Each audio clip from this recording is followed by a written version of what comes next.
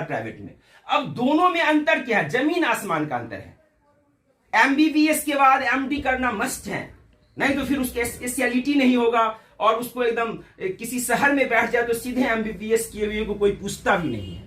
तो यहां रेस है इस सीट के लिए, ये क्लिनिकल सीट के लिए, और 2 राउंड ऑलरेडी हो चुका है। आप जानते हैं 2 राउंड हो चुका है, और 2 राउंड 24 में जो 2 राउंड हुआ और 25 में जो हुआ, तो 24 में भी ये देखिए 2 से 91 800 में, जो कि अगेन 50% है, परसेंटेज नहीं, यानी ये 36% मार्क्स है, और ये 32% रिजर्व कैटेगरी के लिए। देखिए यहां आप ध्यान से 2 से 91 2 से 57, और देखिए ये भी फिगर एडमिशन का फिगर नहीं है।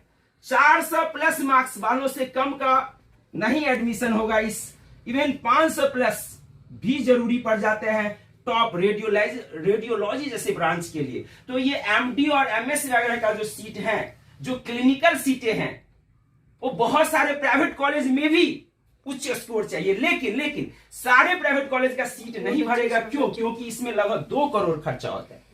2 साल में लगभग 2 करोड़ तक यहाँ का खर्च जाता है। कहाँ का? प्राइवेट का। अब गवर्नमेंट में जहां एक तरफ सरकार पैसे देते हैं, इंटर्नशिप और स्कॉलरशिप 50, 60, 70 हजार, 80 हजार तक देता है महीना का, वहीं यहां पे लूटा जाएगा प्राइवेट में लूटा जाएगा, याद रखिए।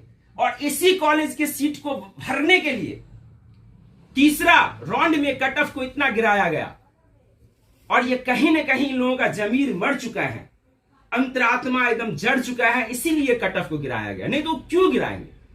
आप उस सीट को यदि आज फ्री कर दोगे या इस पे स्कॉलरशिप दे दोगे, इसके लिए सरकार फंड जुटा देगा, तो आपको ये नौबत ही नहीं आएगा, ये सीट पहले ही भर जाएगा।